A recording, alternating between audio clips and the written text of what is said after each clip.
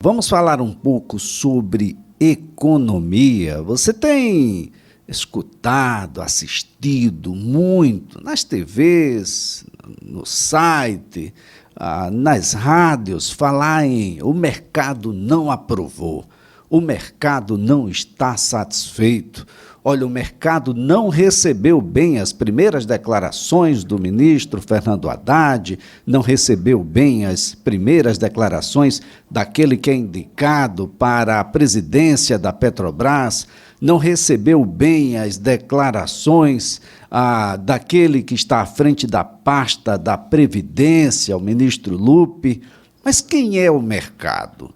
O que significa isso? Por que que o Brasil e o executivo brasileiro, o governo brasileiro, precisa ouvir e levar em consideração o que pensa o mercado? Vamos conhecer quem é esse ser a partir de agora, porque já estamos na linha com um dos mais respeitáveis economistas, professor da Universidade Federal de Alagoas, a quem eu quero desejar um feliz 2023 e desde já agradecer também por ter nos atendido, professor Reinaldo Ruben. Um bom dia. Bom dia, Elias. Olha, antes de mais nada, eu também gostaria de desejar a você um excelente 2023 e a todos que fazem a rádio CBN, esse programa de grande audiência que eu tenho muita satisfação em colaborar. Bem, professor, antes de mais nada, agradecer, porque eu sei que o senhor não está do Brasil, né? E mesmo assim não perde essa oportunidade de nos atender e colaborar aqui para que a economia tenha uma linguagem muito própria, né? E quando a gente fala o mercado não quer, o mercado não aceita, o mercado não reagiu bem, as pessoas ficam imaginando o que é esse mercado, quem é esse ser, é público, é privado, por que que ele interfere tanto nas nossas vidas, professor? Olha, Elias, essa é uma excelente pergunta, né? Eu acho que a primeira coisa que é preciso deixar claro é que quando se fala de mercado, está se falando especificamente de mercado financeiro. O mercado é algo bem mais amplo, o mercado incorpora as empresas, o setor real da economia, o setor produtivo, mas no dia a dia, né, quem está influenciando, né, toda a formação de expectativa, né, tanto dos empresários como dos investidores e da população de uma maneira geral, são os economistas do mercado financeiro. Ou seja, são economistas que estão ligados a instituições financeiras que têm como principal produto vender, não é, fundos, vender aplicações, né, que rendem juros e com isso captar recursos. Então esse é um primeiro aspecto, né? Quer dizer, quando a gente consegue separar o que é mercado do resto da economia, a gente consegue entender o porquê da insatisfação. Não é? Veja que não é de hoje que a questão fiscal ela preocupa no Brasil. Não é? Inclusive, a gente teve no último governo um aumento significativo, né, dos gastos públicos, né, inclusive o aumento, né, com várias vezes, né, ferindo o tal teto do gasto, né, aumentos emergenciais, né, estimativas colocam em torno de quase R$ 1 trilhão, não é? E você não tinha, não é, toda essa, eu diria assim, essa intolerância do mercado que você está tendo com um governo que não faz nem 6 dias que entrou, que começou a governar. Não é? Então, o porquê disso? Porque essa parcela do mercado, que é o mercado financeiro, está, obviamente, pressionando para que a agenda econômica do governo seja a mais próxima possível da agenda econômica do mercado. Então, o que é que significa dizer isso? Significa dizer que todo o esforço fiscal ele tem que estar voltado a reduzir a relação dívida-PIB, né, e tem que estar voltado aos interesses do setor financeiro. Só que nem tudo que é interessante para o setor financeiro é interessante para o resto da sociedade. E aí eu gostaria de dizer, quando coloco o resto da sociedade, não estou colocando somente a população, os trabalhadores, estou colocando inclusive as empresas. Não é? Por quê? Porque o sistema tributário brasileiro ele não é só injusto para as famílias, principalmente de baixa renda, ele é injusto também do ponto de vista do setor produtivo. Não é? Enquanto que o setor financeiro ele termina sempre sendo beneficiado disso. Só que, Elias, o que aumenta a capacidade de um país de crescer, de produzir riqueza, não é, de expandir a sua capacidade produtiva, a sua competitividade, são os investimentos feitos na economia real. Não são os investimentos feitos com especulação de papéis e outros ativos do mercado financeiro. Então, a reação que o mercado está tendo é uma reação legítima do ponto de vista do mercado financeiro, porque a agenda desse governo que está entrando não é a agenda que o mercado financeiro queria. A agenda que o mercado financeiro queria seria uma agenda onde todo o esforço fiscal fosse voltado para reduzir a relação dívida-PIB, não é que a taxa de juros do Banco Central, o Banco Central tivesse liberdade, como tem agora com a independência, de determinar a taxa de juros, e a partir daí assegurar o retorno dos investidores financeiros. Então, esse eu acho que é o ponto fundamental. O que está em jogo, por que a taxa de câmbio está oscilando tanto? Porque o governo que está entrando, e que não é nenhuma novidade, já havia sinalizado isso ao longo da campanha, ele é um governo que vê esse processo, por exemplo, de privatização, tem que se levar em consideração o que é estratégico e o que não é estratégico.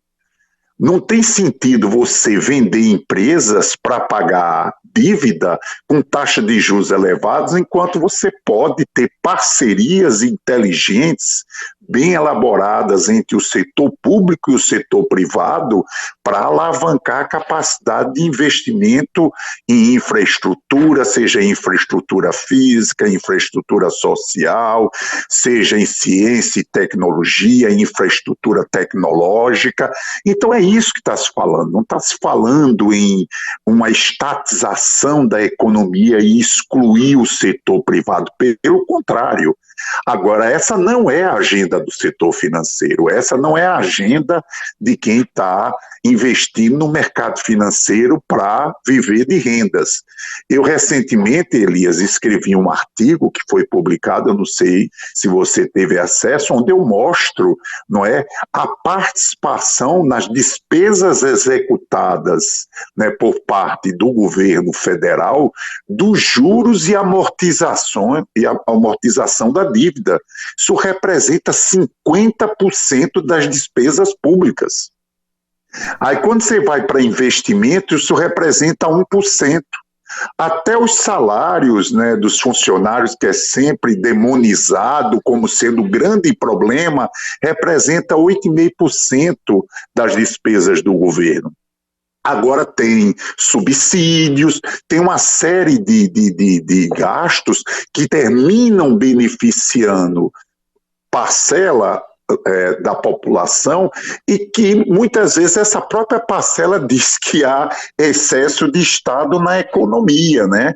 Então, eu acredito que, na realidade, o que a gente está vendo agora no mercado financeiro é uma reação, é uma tentativa de gerar uma certa pressão para o governo que está entrando no sentido de defender a sua agenda. Perfeito. E isso é uma coisa interessante, Elias, porque quando se fala em economia, e principalmente dentro dessa perspectiva do setor financeiro, se fala em economia como se todos os agentes na economia fossem, na realidade, tivessem os mesmos interesses. Enquanto que a realidade concreta não é essa.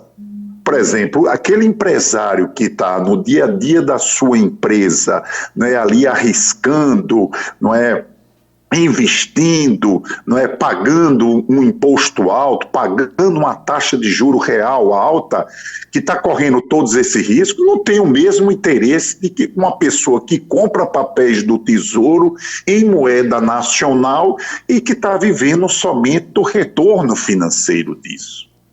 Então, são riscos totalmente diferentes, né? São interesses totalmente diferentes. Do mesmo jeito, quando você tem, por exemplo, perda significativa do poder de compra dos salários, não é? Então, isso termina levando as pessoas que recebem salários a tentar se organizar para aumentar, resgatar o seu poder de compra. Então, são interesses diferentes. E um governo ele tem que refletir a sociedade. Então, um governo que, por exemplo, compra a agenda do setor financeiro, que a responsabilidade fiscal é somente economizar para fazer frente ao serviço da dívida, é diferente de um governo que diz, olha, a gente precisa ter responsabilidade fiscal. Ninguém está dizendo que é para gastar irresponsavelmente, que é para, na realidade, não ter compromisso com a estabilidade fiscal, mas é preciso também que a sociedade ela possa, na realidade, receber os frutos disso. Então é preciso ter responsabilidade social também. Então, essa é uma luta, né, pelo professor? contrário. Essa é uma luta muito grande, porque há uma outra sobrevivência aí, que é a política, que advém da satisfação, do acolhimento daquilo que na prática se materializa para a sociedade, professor. É exatamente isso. Então, uma sociedade que tem responsabilidade fiscal e social é uma sociedade que tem que mexer com essa estrutura de ganhos. É isso que é importante, Elias. Se fala muito em ajuste fiscal pelo lado do gasto e se fala muito pouco pelo lado da receita. Então, quando você vê a carga tributária brasileira, ela é extremamente, como é que se diz, regressiva, não é só do ponto de vista das camadas de renda mais baixa, mas do ponto de vista das empresas também. Elas são fortemente tributadas, enquanto que quem está especulando no mercado financeiro tem uma carga tributária bem mais baixa.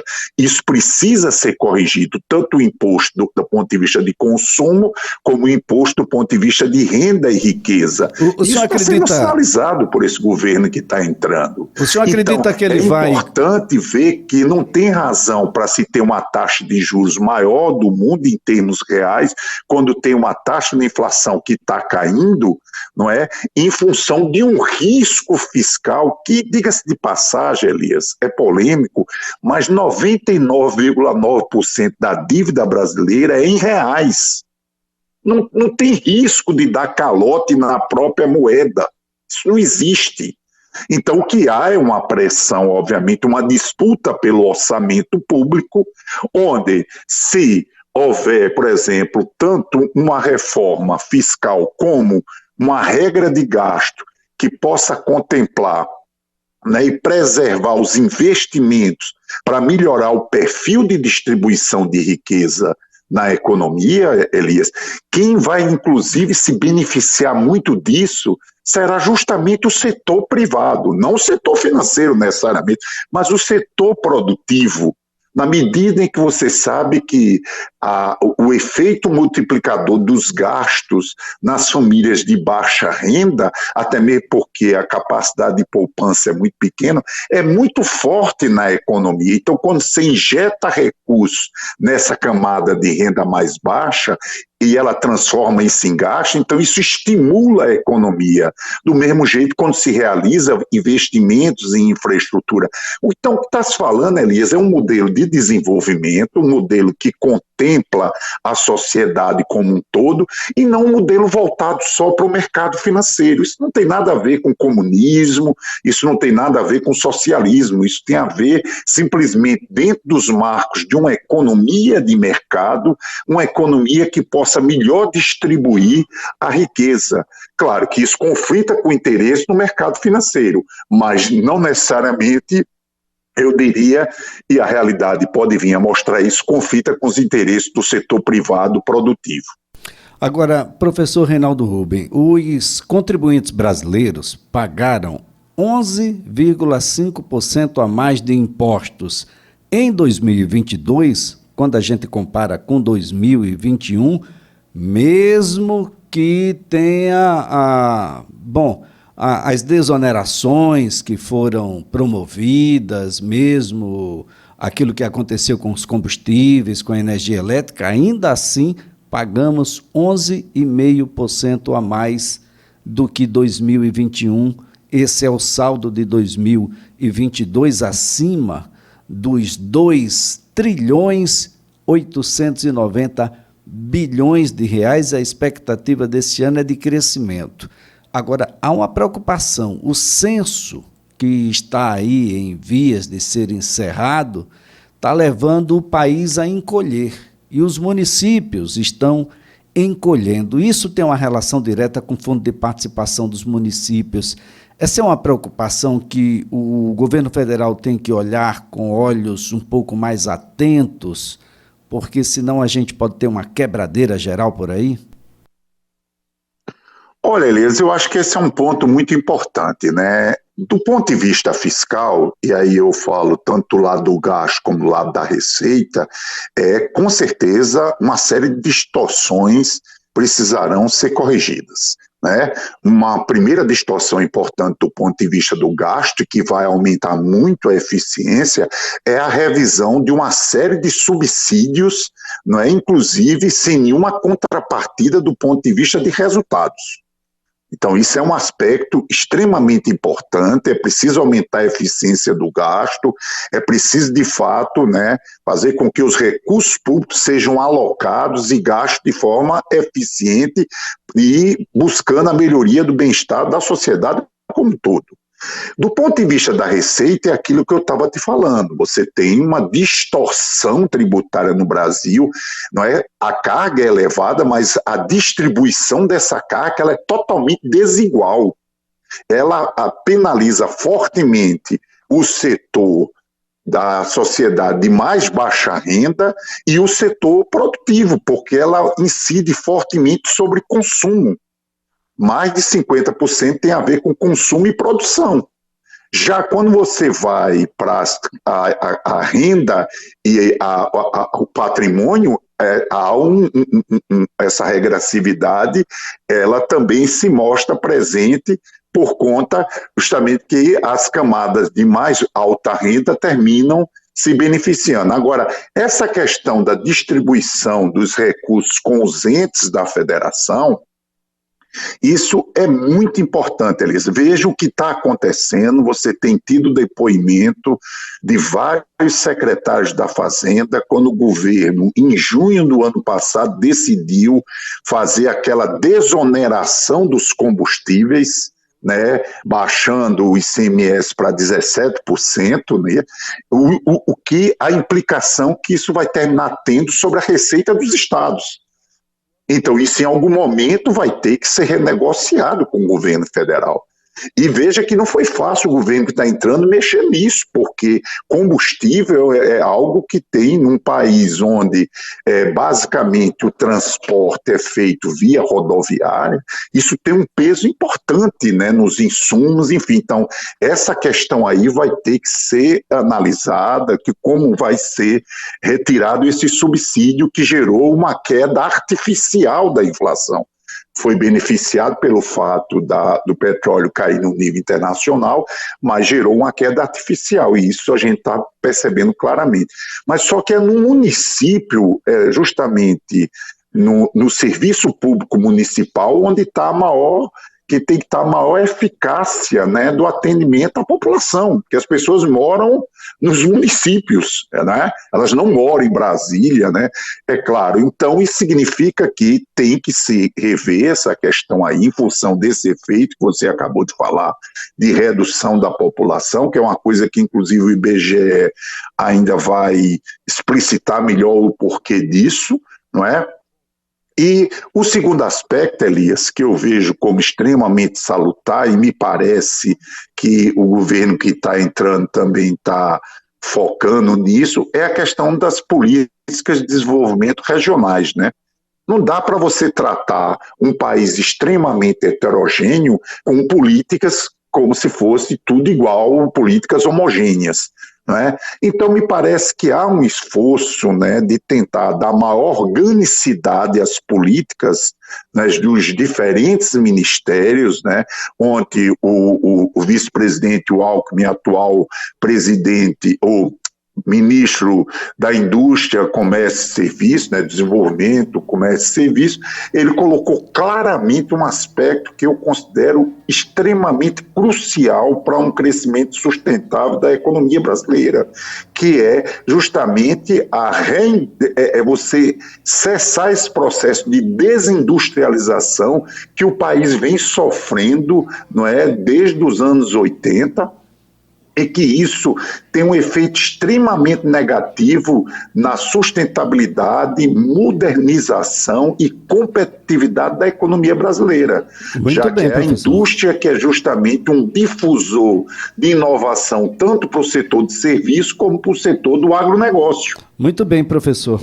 A nossa gratidão pelas informações, 2023 maravilhoso para o senhor e uma excelente viagem.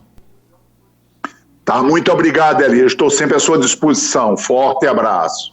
Olha, a nossa conversa aqui foi com o professor Reinaldo Ruben, economista, professor da Universidade Federal de Alagoas, que no finalzinho da sua fala aí deixou muito claro, né, a pretensão de Geraldo Alckmin, que já foi por 4 oportunidades governador do estado de São Paulo, conhece muito bem um segmento mais complexo dessa necessidade de uma reforma na indústria brasileira, a inserção de novos segmentos, a necessidade da gente ser, de fato, mais competitivo, e isso tudo faz com que ele agora se volte ao parque industrial brasileiro, da necessidade da gente começar a fazer aquilo que não fez. Aliás, houve um processo inverso da década de 80 para cá, e isso passa pelo período militar, também, de uma queda no parque, né, na modernização do parque industrial brasileiro, e tudo isso traz